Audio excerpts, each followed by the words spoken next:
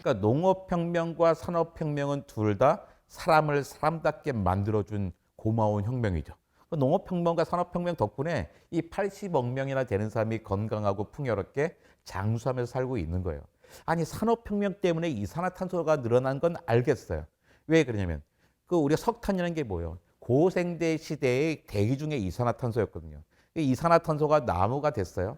나무가 썩으면 다시 이산화탄소로 돌아갈 텐데 고생대 그 석탄기의 때는 나무를 썩게 하는 미생물이 없었던 거예요. 그러니까 나무가 됐는데 많은 이산화탄소가 나무가 됐는데 썩지를 못해요. 죽어도 썩지를 못하니까 어떻게 이렇게 막 열과 압력을 받으면서 수소 성분 빠져나가고 산소 성분 빠져나가고 탄소 성분만 남아서 석탄이 된 거예요. 고생대의 대기 중에 이산화탄소가 석탄이 됐는데 이걸 끄집어내 쓰고 있으니까 산업혁명으로 이산화탄소가 늘어나는 걸 알겠어. 근데 왜 농업혁명 때문에 이산화탄소가 늘어나느냐? 이유가 있죠. 그러니까 어차피 농업도 이산화탄소 빨아들여서 산소를 내보내는 거잖아요. 그런데 농업을 하려면 뭔가를 농토로 바꿔야 우리가 사막을 농토로 바꾸지는 않았어요.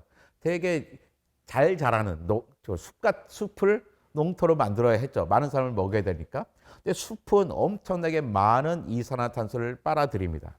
이산화탄소를 빨아들여요. 근데 농가 밭은 빨아들인 이산화탄소 양이 적어요. 이게 첫 번째고, 또 농가 밭은 금방 벼이삭과 썩어버리잖아요. 금방 이산화탄소 돌아가요. 그런데 숲은 한참 동안 보관하고 있어요. 나무 상태로서. 또 썩으면 어차피 돌아가겠죠. 시간 차이지만 어차피 돌아가는데 많은 경우에 썩지 않게 놔두는 거예요. 우리가 가구를 만든지 집을 만든지 배를 만들면서 되게 오랫동안 저장할 수 있어요. 더 중요한 요소가 하나 있습니다. 우리가 아이들에게 약간 잘못 가르쳐주고 오도하는 게 있는데 이런 거예요. 아마존은 지구의 땡땡이다. 그러니까 땡땡은 다 허파다 그러는 거예요. 이게 무슨 뜻이냐면 아마존에서 만드는 산소 갖고 우리가 숨을 쉬고 있어요라는 거예요. 자, 고마운 말이긴 하지만 사실은 큰 오해예요. 아마존이 만든 산소는 아마존이 다 씁니다. 절반은 아마존의 나무들이 숨을 쉬어요. 자기도 호흡을 해야 되거든요. 나머지 절반은 누가 쓰냐면 아마존에 살고 있는 동물들과 미생물이 씁니다. 아마존이 없어도 우리가 숨 쉬는 데는 아무런 문제가 없어요. 우리가 숨 쉬는 데 필요한 산소는요, 200만 년어치가 이미 대기 중에 있어요. 그리고 산소의 70%는 숲이 아니라 바다에서 나옵니다. 바다에 있는 박테리아, 바다에 있는 식물성 플랑크톤, 바닷말들이 만들어주고 있단 말이에요. 그러면 아마존 없어져도 되냐? 그렇지 않습니다. 아마존은 지구의 허파로서가 아니라 생명 다양성의 보고로서 필요한 거예요. 그러니까 생명 다양성과 기후 위기는 되게 커플링이 돼 있어요. 엮여서 같이 가거든요. 그런데 밀림이 없어지면 어떻게 해요? 다양성이 급격하게 떨어진단 말이에요. 다양성이 떨어진 생태계는 되게 아픈 생태계예요. 근데 다양성이 많이 떨어지면 많이 떨어질수록 마지막 한 방이 작아지는 거예요. 마지막 한 방은 뭐냐면 이런 거예요. 이렇게 공룡들이 멸종할 때 마지막에 운석이 꽝 부딪혀서 멸종하잖아요. 그런데 최근 연구에 따르면 한 방에 끝나는 게 아니라 그 전에 먼저 화산이 터집니다. 공룡이 이만큼 있었는데 화산이 터지면서 푹 줄어들어요. 요만큼 있을 때 운석이 붙이면서 끝장나버리는 거예요. 근데 이게 이제 차이가 뭐냐면, 그러니까 두 단계로 된 거죠. 결국 마지막에 멸종은 운석 때문에 멸종했어요. 근데 첫 번째 멸종이 있었던 거죠. 인도의 데칸곤을 만드는 화산이 폭발합니다. 재밌는 게 뭐냐면, 화산이 터지기 전이나 화산이 터진 다음이나 공룡의 생물량은 그대로예요.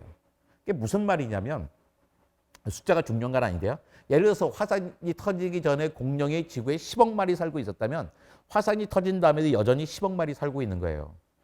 멸종이 시작됐는데 왜? 아니 마리수가 그대로인데 이게 뭐가 멸종이야? 근데 멸종 맞습니다. 멸종이 마리수가 줄어드는 게 아니거든요. 종이 줄어든 거예요. 예를 들어서 화산이 터지기 전에는 1000종이 10억 마리 살고 있었다면 화산이 터진 다음에 100종이 10억 마리 살고 있는 거예요. 그러니까 종의 다양성이 떨어진 생태계죠.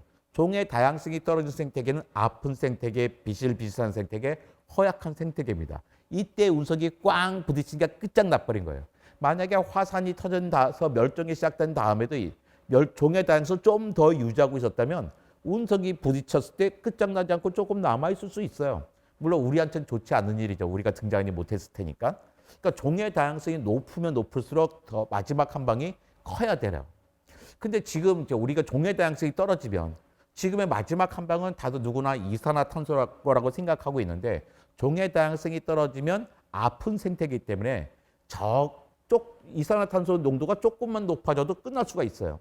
근데 종의 다양성을 최대한 높이 유지하면 마지막에 끝나게 하는 그 이산화탄소의 농도가 엄청 높아야 되죠. 그래서 우리는 종의 다양성을 종의 다양성을 더 높일 수는 없죠. 더 높일 수는 없지만 최대한 지금만큼이라도 유지하려고 노력을 해야 되는 거죠. 최대한 안정적인 생태계가 되게 하기 위해서요. 안정적인 생태계에서는 조금 더 우리가 이산화탄소의 피해를 받을 때 약간 버퍼가 완충지대가 조금 더 클 거라고 생각하기 때문입니다.